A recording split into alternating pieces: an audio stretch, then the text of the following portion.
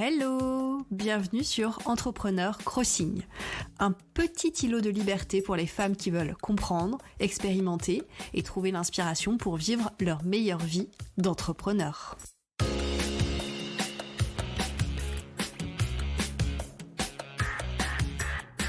Je suis Caroline Imbert et une fois par semaine, nous explorons les différentes pratiques, théories et questions qui vont t'aider à développer sereinement un business qui te ressemble.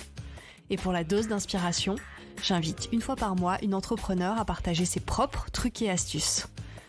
Allez, c'est parti pour l'épisode du jour. Hello!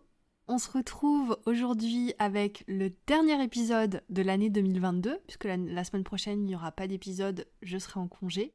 Et c'est également le dernier épisode du bilan du lancement de ma formation. Si tu ne l'as pas encore fait, je t'encourage à aller écouter les épisodes 16 et 17 d'Entrepreneur Crossing qui vont t'aider à contextualiser et à bien comprendre tout ce que je vais te raconter aujourd'hui. Et je te rappelle que ce bilan est accompagné d'une énorme carte mentale bien tentaculaire qui peut te servir de support de lecture pendant que tu écoutes, ou tu peux aller la voir avant ou après l'épisode pour justement t'aider à bien comprendre toutes les informations que je donne dans mes 3 épisodes de podcast. Avant de te laisser avec le bilan numéro 3, je voudrais encore une fois remercier toutes les personnes qui ont écouté le podcast et qui m'ont fait un retour, que ce soit en message privé ou de vive voix ou même ailleurs.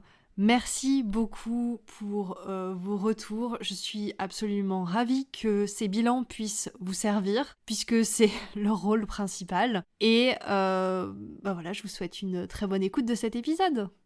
Après le calendrier du lancement, le plan marketing et le bilan chiffré de ma formation, on va passer au bilan moral. À toutes les réflexions que je me suis faites, justement à l'évolution de mon moral pendant ce lancement, pendant la préparation et pendant le lancement, et après d'ailleurs. Et donc la première réflexion que je me fais sur ce bilan moral, c'est vraiment, et puis aussi après avoir discuté avec d'autres entrepreneuses qui ont fait des lancements qui n'ont pas atteint leurs objectifs, il y a une chose qui est vraiment très importante, c'est les feedbacks, c'est les retours.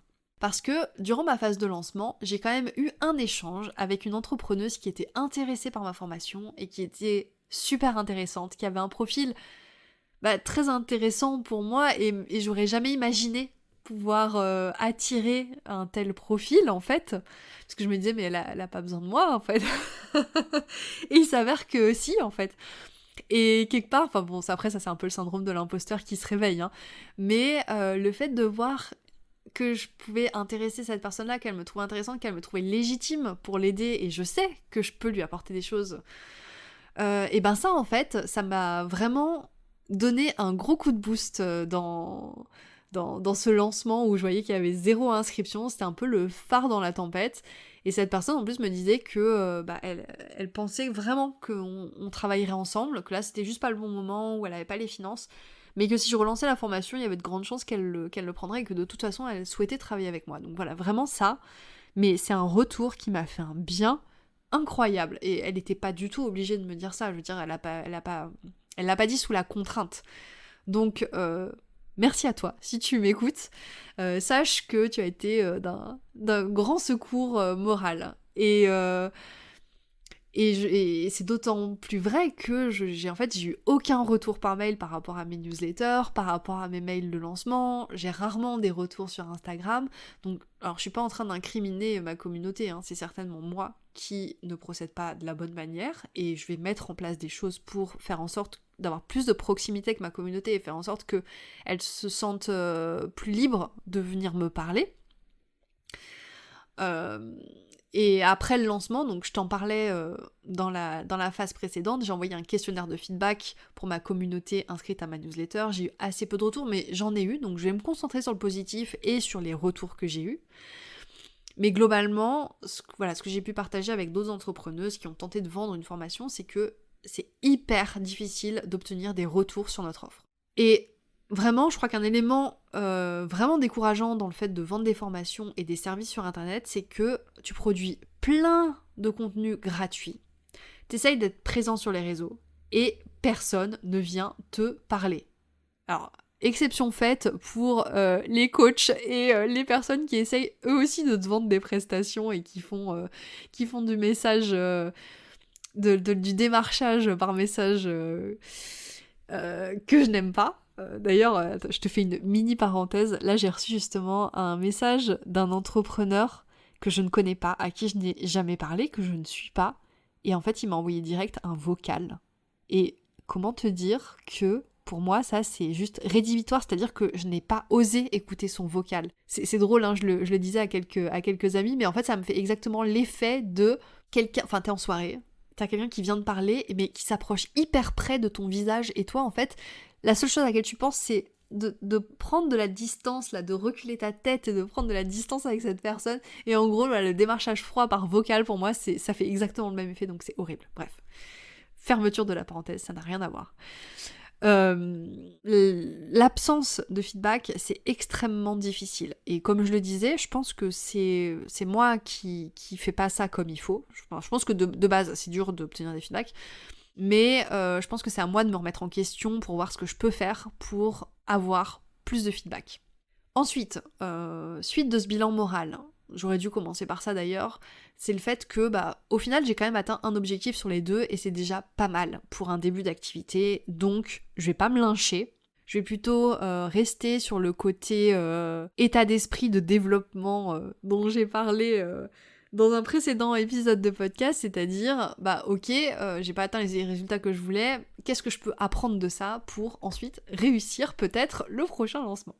Autre point de mon bilan moral, et ça je t'en ai du coup déjà parlé dans les épisodes précédents, mais je vais remettre un petit point dessus, c'est que le crash test chez moi c'est ultra formateur. Donc je sais pas si c'est inhérent à ma personnalité ou si tout le monde fonctionne comme moi. D'ailleurs, si jamais tu te reconnais ou tu te reconnais pas, d'ailleurs, tu peux venir me le dire en message ou en message Instagram ou par mail. Mais en gros, pour comprendre quelque chose, j'ai pas seulement besoin d'avoir les connaissances, mais j'ai besoin d'expérimenter, mais vraiment expérimenter dans ma chair, dans ma tête, de me confronter à la situation, de la vivre. Et ensuite seulement, je vais tirer des conclusions, je vais vraiment comprendre cette expérience et je vais être prête à effectuer des changements pour la revivre dans les meilleures conditions. Donc là, c'est exactement ce que j'ai fait avec cette formation. J'ai fait le lancement en respectant toutes les étapes préconisées et maintenant que je l'ai vécu, je vois ça d'un œil totalement neuf et je me dis « Ah mais oui, mais c'est évident, ça te convient, ça te convient pas. Prochain lancement, ça tu le feras pas ou ça tu le feras différemment. » Donc vraiment, le crash test, c'est ultra formateur. Et il faut vraiment que je continue à faire ça. Et c'est pour ça que c'est aussi très important de passer à l'action et surtout de ne pas attendre que tout soit parfait pour passer à l'action. Comme je le disais dans un précédent épisode de podcast, 1 vaut mieux que 0. Ça, c'est un de mes mantras et c'est un mantra qui aide à passer à l'action. Il vaut mieux faire une toute petite chose et voir comment tu te sens, comment ça fonctionne, pour ensuite peut-être élaborer dessus. Donc le crash test, on garde ça pour les prochaines occurrences. Autre point de mon bilan moral, c'est j'ai profité du flop, entre guillemets, du lancement de ma formation pour discuter avec d'autres entrepreneuses. Et ça a été trop cool, parce que j'ai vraiment échangé avec pas mal d'autres entrepreneuses qui ont connu les mêmes galères, et ça permet quelque part de nouer des liens avec ces personnes, de tirer des leçons, d'avoir une autre vision de ce qu'on a vécu, de glaner des conseils, et du coup au niveau bilan humain, c'est juste ultra positif. Et puis de toute façon, l'échange avec d'autres entrepreneuses, même avant la fin de mon lancement, ça a été clairement un gros coup de boost, parce que quand je préparais ma formation, j'ai pu aussi poser des questions, parler du fait que des fois j'avais pas trop le moral ou pas trop l'énergie, et vraiment à chaque fois, c'est un boost de motivation, parce que c'est des personnes qui comprennent ce que tu vis actuellement, qui l'ont peut-être déjà vécu et qui auront les bons mots pour t'aider à retrouver la motivation et le petit coup de boost. Et c'est là aussi que je me suis rendu compte que j'ai l'impression qu'il y a pas mal d'entrepreneuses qui sont seules, qui se sentent seules, qui ne font pas partie d'un réseau. Et moi, je sais que je fais partie de la communauté GNG. Et de toute façon, je prévois aussi de lancer ma propre communauté d'ici peu. Et je me demande si, justement, je vais pas m'intéresser à ces entrepreneuses qui se sentent seules, qui savent pas trop comment réseauter. Et pour créer un groupe de soutien, parce qu'en fait, c'est vraiment ça, c'est du soutien quotidien. C'est du soutien quotidien, on parle d'entrepreneuriat, mais pas que. Et ça fait du bien de se sentir écoutée, de se sentir comprise aussi, parce que c'est vrai que dans notre entourage proche, on n'a pas toujours d'autres entrepreneurs qui comprennent ce qu'on vit. Des fois, voilà, on vit avec des salariés qui comprennent pas du tout, ou qui vous font des remarques qui sont un peu déplacées, entre guillemets, parce qu'ils comprennent pas, en fait. Donc c'est vraiment bien d'avoir du monde autour de soi, des gens qui vivent la même chose que toi pour échanger de l'expérience, se remonter le moral, se rebooster. Et ça c'est génial. Autre point du bilan moral, et alors vraiment ça, je pense que c'est une de mes plus grandes leçons de cette formation, c'est vraiment l'organisation en amont, c'est juste la meilleure chose pour combattre les peurs et la procrastination. Comme je te l'ai dit dans un précédent épisode de podcast en parlant de cette formation, vraiment, j'ai décidé de lancer cette formation en la faisant bien. Je voulais avoir aucun regret après. Je voulais faire le maximum pour bien lancer ma formation au niveau marketing. Donc ce que j'ai fait, c'est que j'ai fait un rétro-planning dans lequel j'ai noté tout ce que je devais faire pour à la fois préparer la formation, préparer le marketing, le nombre de reels à préparer, le nombre de newsletters, tout ce que j'avais à faire en avance, et j'ai tout bien organisé dans un planning. Donc en gros, j'ai fait une grosse séance de vidage de cerveau, organisation, structuration, etc. pour bien créer mon rétro-planning, et ensuite, je pouvais poser mon cerveau et juste suivre mon rétro-planning. Au jour le jour, enfin plutôt semaine par semaine, je savais ce que j'avais à faire et j'avais plus à y réfléchir, j'avais plus à me demander si c'était pertinent ou pas parce que j'avais déjà eu cette réflexion, j'avais juste à tracer ma route. Et par exemple, voilà, je me suis rendu compte sur la séquence mail que j'aurais dû par exemple faire, la séquence mail de lancement, que j'aurais dû tout préparer en avance parce que bah oui, j'ai zappé un mail du coup, sur les 6 mails que je voulais envoyer, j'en ai envoyé que 5 parce que j'ai paniqué, parce que j'ai commencé à réfléchir et que j'ai commencé à avoir peur.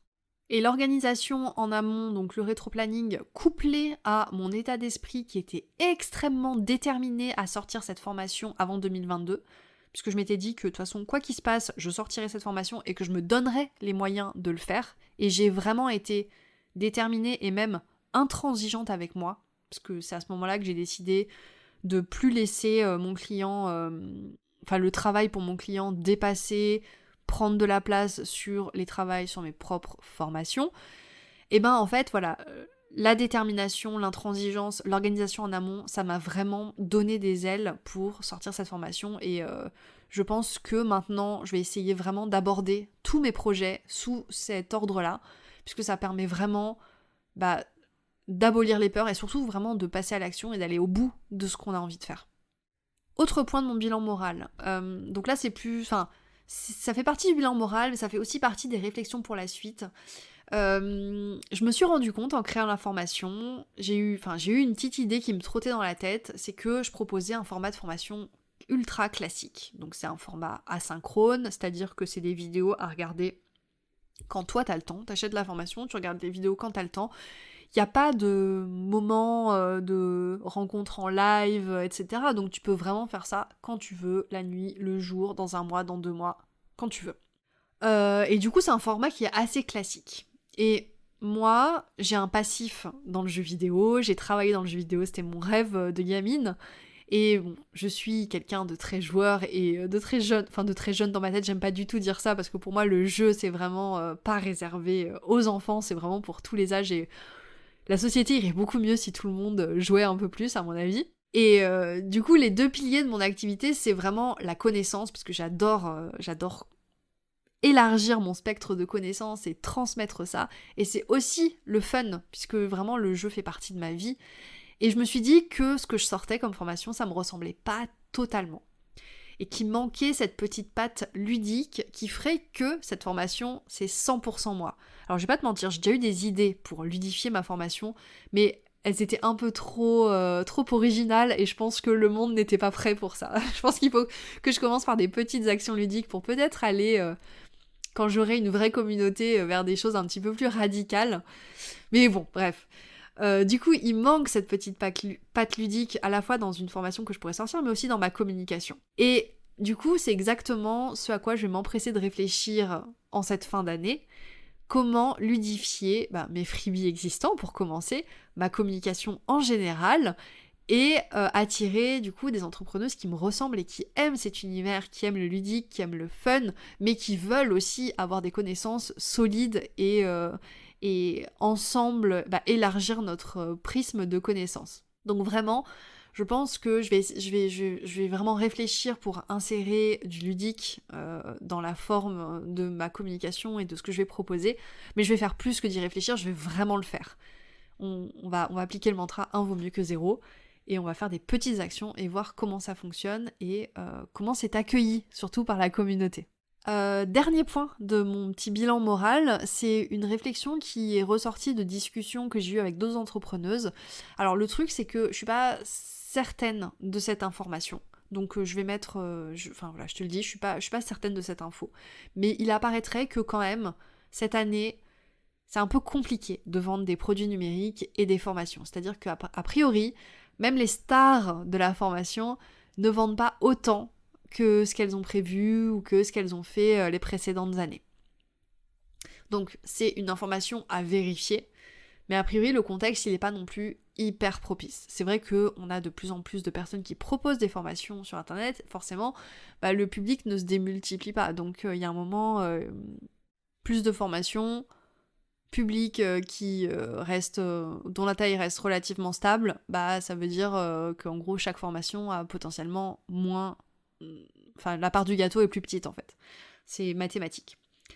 Mais bon bref, je vais pas y passer 30 ans parce que je suis pas non plus certaine de moi, mais il apparaîtrait que le contexte est pas ultra propice justement pour les personnes qui lancent des formations. On arrive au dernier point de mon bilan. Là concrètement, si je regarde le compteur de mon enregistreur depuis le début du bilan, ça fait 1h12 que je parle, donc quand je te disais que les bilans que je fais sont quand même extrêmement détaillés, c'est le cas. Là je l'ai découpé en plusieurs épisodes de podcast pour que ce soit plus digeste pour toi. Mais là, en fait, on va aborder les réflexions pour la suite. Donc, comment je peux m'améliorer pour les prochaines formations ou les prochains services en ligne que je vais proposer. Le premier point, c'est un questionnement que j'ai déjà abordé dans les autres parties de ce bilan, c'est comment obtenir encore plus de feedback sur mes offres et mes services. Donc peut-être solliciter les retours de manière subtile, faire en sorte que les gens aient envie de répondre. Bon, alors ça c'est facile à dire, hein. Engager sa communauté sur une base régulière pour qu'elle ait l'habitude de communiquer avec moi. Donc voilà, il va falloir que je trouve comment faire ça de manière pas trop lourde et pour que les gens aient vraiment envie de discuter avec moi, tout simplement. Deuxième point, c'est un point aussi qui revient énormément chez pas mal d'infopreneuses, d'entrepreneuses du web, c'est comment être régulière dans mes communications. Ça, c'est une problématique qui est très très commune. Et je me rends compte que l'organisation, c'est un point clé. Je l'ai remarqué dans ma période de pré-lancement, comme je te disais, avec mon rétro-planning. Si j'avais pas été ultra organisée, j'aurais jamais pu faire autant dans mon pré-lancement et dans mon lancement de formation. J'aurais pas été aussi régulière. Et voilà, c'est une vraie difficulté d'être présente de manière régulière et continue sur les réseaux et en newsletter. Et régulièrement, on en parle avec d'autres entrepreneuses, on a tout un peu ras-le-bol des réseaux sociaux. Ça arrive, les périodes de ras-le-bol. Pour le moment, j'ai pas vraiment élucidé cette question de comment être plus régulière à part être plus organisée. Mais j'imagine que c'est multifacteur en fait comme problème, comme la plupart des problèmes de toute façon. On est plus encline à partager sur les réseaux lorsqu'on se sent bien et malheureusement on se sent pas toujours bien et il y a aussi le côté statistique des réseaux qui oscille. Je t'en parlais par exemple dans les vues de Reels que j'ai eues, le peu d'engagement et de retour aussi, le zigzag des vues de Reels. Et tout ça, en fait, ça aide pas du tout à rester motivé sur le long terme. Et puis aussi, alors il y a aussi le fait de tout faire seul quand on est solopreneur. Ça fait que parfois, on a des priorités qui changent, parce que notre priorité, c'est pas toujours de poster sur les réseaux sociaux. Par exemple, quand je préparais ma formation, ma priorité, c'était de préparer ma formation, n'est-ce pas ? Et du coup, des fois, les réseaux sociaux, ils passent en second plan. Et du coup, ça peut être aussi une des problématiques. Donc ouais, à part me dire qu'il faut que je sois plus organisée pour mes communications et mes réseaux sociaux, je sais pas trop quoi me dire. Donc question à creuser. Ensuite, gros sujet pour moi, je me suis rendu compte, enfin je le savais, que j'ai pas très bien bossé ma cliente idéale. Alors, j'ai une cliente idéale, puisque dans la formation, dans toutes les formations qu'on fait, de toute façon, on nous demande de travailler sur notre client idéal. Et c'est quelque chose qui est très important. Donc, j'ai un profil très détaillé. Mais par contre, j'ai jamais fait d'entretien avec des possibles clientes idéales pour identifier les mots qu'elles utilisent, quelles sont leurs réelles difficultés, comment je pourrais les aider. Parce que, en fait, j'ai zappé ça, parce que, en gros, je m'étais dit que cette étape, elle me saoule, et que j'ai pas envie de me prendre la tête avec ça. Sauf que bon, je pense que la vérité est ailleurs, n'est-ce pas? Et en fait, la vérité, je pense, c'est que j'ai un peu peur de solliciter les gens, de les embêter, de leur poser des questions auxquelles ils vont répondre un peu au pif, parce qu'ils n'ont pas réfléchi à la question qu'on leur pose, genre c'est quoi tes valeurs? Ou de quoi as-tu peur dans tes objectifs? Enfin bon, pour moi, c'est compliqué quand on me pose ces questions à brûle-pourpoint et que j'ai pas eu le temps de préparer. Ou alors, pire, une question que je déteste, c'est genre leur demander si le prix de ma formation leur semble bon. Et vraiment, je déteste cette question, parce que je sais, pour en avoir discuté avec une professionnelle de l'UX, UX User Experience, expérience utilisateur, qui était spécialisée, elle avait fait, elle nous avait parlé de son expérience chez Decathlon, où elle avait fait des questionnaires utilisateurs, justement, à propos des ventes de vélos, et selon les couleurs, etc. Et elle s'était rendue compte que quand elle faisait ces enquêtes, les personnes leur disaient X, et quand, dans la réalité, ils achetaient Y. Donc, rien à voir. Et du coup, moi, je pense que j'ai gardé ça en me disant, ouais, mais de toute façon, si tu poses la question, la personne va te répondre au pif, elle te répondra pas par rapport au comportement qu'elle va avoir. Et je me suis vraiment, vraiment focalisée là-dessus. Sachant que j'ai quand même quelques connaissances académiques et liées à l'expérience sur les enquêtes, parce que j'ai fait des études en communication et on a pas mal travaillé en théorie et en pratique comment conduire des enquêtes et des entretiens. Et puis en plus, dans le domaine du jeu vidéo, j'ai travaillé brièvement dans la conduite de tests utilisateurs pour des prototypes de jeux vidéo.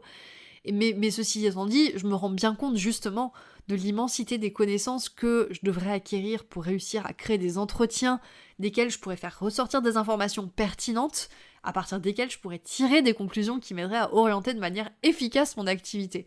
Et je me rends compte que je ne sais pas, que j'en sais trop peu. Et du coup, en fait, je me bloque totalement là-dessus en me disant, ouais, mais de toute façon, j'ai pas suffisamment de connaissances, mes entretiens, ça va être de la merde, ils vont pas me donner des informations fiables, et du coup, je vais pas en mener, en fait. Et là, je voudrais te parler d'un épisode de podcast que j'ai écouté très très récemment de Lauriane de Get Your Crown. Je te mettrai les infos dans la description de l'épisode. Qui explique que, justement, que bien que le persona soit hyper important dans le marketing, et justement, c'est une grande ambassadrice du persona, en fait, ma cliente idéale, les intentions, celles dont elles vont me parler, elle va pas forcément les mettre en place tout le temps. Ou elle va pas forcément les mettre en place du tout. Et qu'en fait, le persona, c'est bien, mais après, les entretiens utilisateurs, c'est bien, mais au final, tu te rends compte de la réalité du comportement des gens avec le temps, avec l'expérience, en observant ce que justement tes clients idéaux font et pas ce qu'elles disent. Et du coup, elle explique que le personnage, c'est super utile, mais qu'il faut aussi regarder un petit peu au-delà. Donc du coup, bon, elle enfonce un peu le clou de mon idée, mais je sais que faire des entretiens avec des clients idéaux, ça peut être une piste solide pour améliorer mon offre, pour coller aux besoins. Et du coup, je vais tenter l'expérience forcément, parce que l'idée c'est que je m'améliore, donc je vais me faire un peu violence. J'ai déjà un entretien de prévu avec une autre entrepreneuse qui correspond totalement à ma cible. Et on va voir ce qu'il en ressort, et ce que je vais pouvoir... est-ce que du bon va en ressortir pour améliorer mes services et mes formations. Donc ça, voilà, c'est une grosse piste d'amélioration, me concentrer un petit peu sur ma cliente idéale, essayer de discuter avec elle et d'observer ce qu'elle fait vraiment. D'ailleurs, Je suis aussi en train de suivre une formation que j'ai achetée il y a un moment dans le coaching cette année, une formation d'Alex Martel qui s'appelle Décisiographie 101. Alors je crois qu'elle n'est pas du tout disponible en dehors de coaching, enfin peut-être qu'elle prévoit de la ressortir un jour, mais en tout cas, si tu veux la suivre aujourd'hui, c'est pas possible. Et elle parle au début justement du client idéal. Et elle disait, elle dit dans sa formation qu'elle aussi, au début, ça la saoulait un peu le concept de client idéal, que voilà, elle avait pas forcément envie d'y réfléchir, et qu'en fait, elle s'est rendue compte que c'est essentiel d'avoir un client idéal, parce qu'en fait, il faut comprendre l'utilité de l'exercice du client idéal. Le client idéal, c'est pas une représentation de ta clientèle dans toute sa diversité, c'est un outil de prise de décision. En gros, c'est un archétype qui te permet de répondre à pas mal de questions précises, comme par exemple, est-ce que je dois tutoyer ou vous voyez dans mes communications? Est-ce que c'est pertinent d'aller sur tel réseau social? Quel genre de contenu va plaire à mes clients? Etc. Et donc en fait, en utilisant cet archétype, ça nous permet de prioriser les bonnes actions à mettre en place pour mon business et de connecter avec ma clientèle cible de façon plus humaine. C'est un espèce de point de référence pour valider qu'une idée mérite d'être essayée ou que je vais dans la bonne direction. Et bien sûr, le client idéal doit évoluer avec moi. Alex, par exemple, elle dit qu'elle fait l'exercice du client idéal tous les trimestres pour l'actualiser et voir s'il a changé ou pas. Donc, grosse piste d'amélioration, le client idéal. Autre piste de réflexion, et je vais à nouveau te parler d'un épisode de podcast que j'ai écouté il y a peu, qui est tiré de Je peux pas, j'ai business, créé par Aline de The Bee Boost, et qui s'appelle 3 étapes indispensables d'un lancement de formation, et qui tombe juste à pic, en fait, puisqu'il tombe pendant ma période de réflexion, bilan autour de ma formation. Et du coup, ça m'amène à la réflexion pour la suite de travailler ma communauté pour qu'elle soit prête à faire appel à moi pour ma formation ou mes services. Donc, je te laisserai aller écouter l'épisode si tu le souhaites parce qu'il est plein d'excellents conseils et je pense que c'est des conseils qui sont juste indispensables si tu souhaites vendre tes services ou sortir une formation un jour.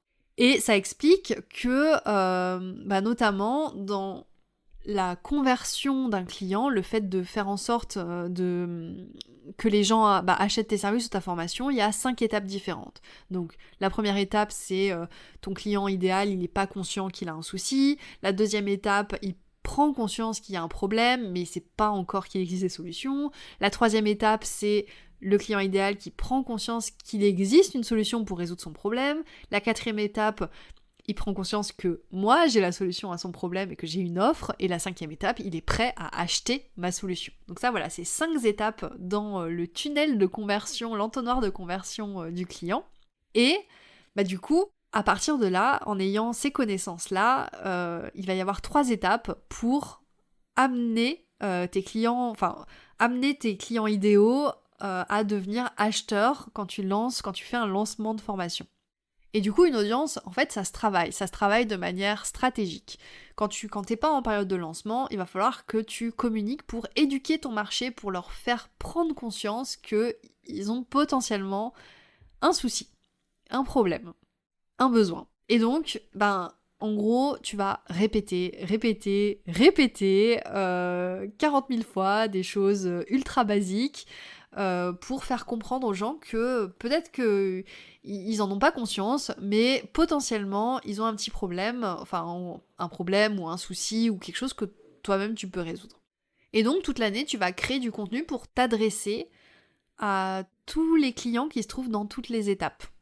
Donc tu vas créer du contenu pour les personnes qui n'ont pas conscience qu'elles ont un problème, tu vas créer des contenus pour les personnes qui ont conscience qu'elles ont un problème mais qui ne savent pas qu'il y a une solution, tu vas créer du contenu pour faire prendre conscience aux gens qu'il y a une solution et que potentiellement la solution c'est toi qui l'as, enfin tu leur offres un service ou une formation qui leur amènera la solution à leur problème. Donc en gros, faut essayer de créer son contenu pour ces différents publics. Donc ça permet justement de dispatcher son contenu sur les différents canaux de communication et de faire évoluer les gens de l'étape 1 à l'étape 5.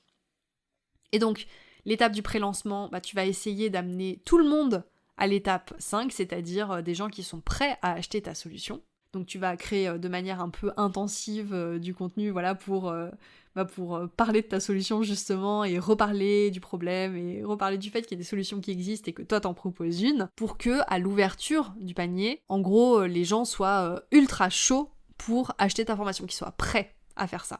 Et vraiment, en écoutant ce podcast, je me suis rendu compte que c'est un travail que j'avais pas forcément fait ou pas forcément conscientisé. Et du coup, je sais que ça, je vais clairement l'intégrer dans ma stratégie là à venir pour la suite, pour justement parler du problème du manque d'objectifs ou de la mauvaise définition des objectifs, du manque de conscientisation sur les raisons d'être, la connaissance de soi, etc. et que ça aide à avoir des objectifs solides. Et le fait d'avoir des objectifs solides, ça rend tout plus facile en fait dans ton business. Et je me rends compte que voilà, il y a des gens qui n'en ont pas conscience. Donc je sais que je vais utiliser toutes ces connaissances-là pour travailler ma communauté, leur amener de la connaissance et faire en sorte qu'ils soient prêts à acheter mes formations ou louer mes services. Bien entendu, s'ils en ont besoin, mon but c'est pas de vendre des glaçons à des esquimaux, c'est pas du tout mon genre, mais il faut que j'arrive à m'adresser à ma communauté de manière plus intelligente et peut-être un peu plus stratégique. Ok, autre piste de réflexion, et ça du coup j'en ai parlé dans mon bilan moral, c'est potentiellement de lancer une communauté pour que les entrepreneuses puissent se rencontrer, parler d'objectifs, se soutenir, et peut-être principalement pour les entrepreneuses qui se sentent seules, parce que du coup ça c'est quelque chose que j'ai identifié chez plusieurs entrepreneuses avec qui j'ai discuté, et je pense que apprendre à réseauter, avoir un endroit comme ça un peu safe, c'est vraiment utile, très utile pour toutes les entrepreneuses. Donc ça voilà, je le mets en stand-by dans mon pool d'idées à développer, et je verrai quand ce sera le bon moment de le faire. Toujours dans mes pistes de réflexion, il y a la question de est-ce que je dois lancer un gros produit comme première offre ou un petit produit qui serait un premier passage à l'action. Alors ça, en fait, je pense que c'est des questions, il y a des avis qui sont ultra mitigés sur cette question. Moi, je me souviens d'un podcast de Geneviève Gauvin qui parlait de ça et qui conseillait de plutôt lancer une grosse offre signature dès le départ. Mais j'ai déjà vu d'autres entrepreneurs qui proposent de lancer plutôt des petites offres dès le départ. Donc ça, à mon avis, il n'y aura pas de consensus sur cette question. Et c'est une question qui reste en toile de fond, mais sur laquelle je vais pas m'appesantir plus que ça, parce que bon, de toute façon, voilà, moi j'ai fait le choix de lancer une formation pas trop grosse, mais pas trop petite non plus en premier. Je pense que c'était un bon choix, c'est juste que je m'y suis pas forcément pris de la bonne manière, totalement. Autre piste de réflexion, et ça à mon avis ça va se décanter avec les entretiens vers la cliente idéale, c'est que clairement je pense que j'ai un problème de wording sur mon offre, j'ai un problème de formulation, parce que personne ne sait ce que sont les raisons d'être, et pourtant je me rends compte que le sujet passionne, parce que j'ai assisté à plusieurs discussions sur ce sujet-là, les piliers, la boussole dans son business, etc. En fait c'est la même chose, sauf que c'est pas le même mot. Donc je pense que j'ai un petit problème de présentation de mon offre. Donc vraiment, faut que je discute avec ma cliente idéale pour connaître ces fractures ouvertes, entre guillemets, aligner mes promesses avec ses attentes, et surtout utiliser les bons mots. Et notamment là-dedans, je pense que le terme « passer à l'action », ça pourrait être un terme qui est intéressant, il faudrait que je creuse un peu là-dessus, parce que c'est imagé, et ça parle tout de suite, et je pense que ça fait partie des problématiques de ma cible qui n'arrivent pas à passer à l'action. Je pense que c'est une problématique qui est totalement liée aux objectifs, et c'est vrai que je pourrais essayer de formuler ça comme ça. Donc à voir. Dernier retour que j'ai eu, c'était de faire tester mes offres avant de les vendre. Alors je t'avoue que moi ça me mettait un peu mal à l'aise de faire une version bêta, parce que généralement c'est à ça que servent les versions bêta. J'ai pas mal d'entrepreneuses qui conseillent notamment de faire donc une version bêta avec une formation qui n'est pas totalement créée, et de créer au fur et à mesure, et ça c'est quelque chose qui me met ultra mal à l'aise. Moi je peux pas vendre quelque chose que j'ai pas finalisé en fait, parce que pour moi je suis encore dans cet état d'esprit crash test, c'est-à-dire que même si j'ai le squelette de ma formation, même si j'ai le contenu, je sais à peu près ce que je sais quelle thématique je vais aborder, etc. Tant que ma formation n'est pas finie, j'ai l'impression que ma formation peut changer du tout au tout. Et du coup, impossible pour moi de la vendre tant qu'elle n'est pas finalisée, que je l'ai pas éprouvée, que je l'ai pas créée. Sinon, j'aurais l'impression de faire de la vente mensongère un petit peu. Donc du coup, faire une bêta comme ça, pour moi, c'est un peu compliqué. Mais j'ai une spécialiste de la création de formation en ligne, voilà, qui me disait de faire tester ma formation à des proches qui sont dans ma cible et que idéalement, il faudrait que je la fasse tester à un expert de mathématiques, un expert de la pédagogie et mon apprenant cible. Pareil, pour le moment, je sais pas trop comment faire ça. Ça reste vraiment une piste de réflexion dans ma tête et voilà, je pense que je vais la garder comme piste de réflexion. Je rediscuterai avec ma collègue entrepreneuse qui m'a conseillé ça pour voir un petit peu comment concrètement faire. Mais à voir, ça peut être intéressant. Et voilà, j'ai terminé mon bilan. J'espère que j'aurais pu te partager des informations qui t'auront intéressé ou peut-être qui auront généré des réflexions, peut-être des questions. Et dans ce cas-là, si t'as des questions, t'hésites vraiment pas à m'écrire par email ou tu peux venir discuter en MP via Instagram. Comme je te disais, pour moi, c'est un exercice qui est intéressant, qui est utile, qui est même vital, à mon avis, pour une entreprise. Et surtout, quand tu viens de finir un gros projet qui te tenait à cœur et que t'es un peu vide, c'est le moment de faire le bilan, justement, pour retrouver l'énergie nécessaire, faire le point, et retrouver l'énergie nécessaire pour repartir dans d'autres projets, et surtout pour savoir vers quel projet partir. L'idée, c'est de pas avoir 30 objectifs en même temps et 30 projets en même temps, et de mettre sa force et son énergie dans une seule direction en fait pour être efficace. Je reste à ta disposition si tu as des questions. Je te rappelle que la carte mentale que j'ai utilisée pour structurer ce bilan est disponible. Tu trouveras le lien dans la description de l'épisode. Et je te remercie encore pour ton écoute et ta fidélité. Et je te dis à dans 2 semaines. Et oui, c'est déjà la fin de l'épisode. Mais je profite de ces quelques secondes pour t'envoyer toute ma gratitude et te dire que si tu souhaites soutenir ce podcast, tu peux, en plus de l'écouter chaque semaine, prendre 2 minutes pour me mettre 5 étoiles sur ta plateforme d'écoute et me dire en commentaire ce que ce podcast t'apporte.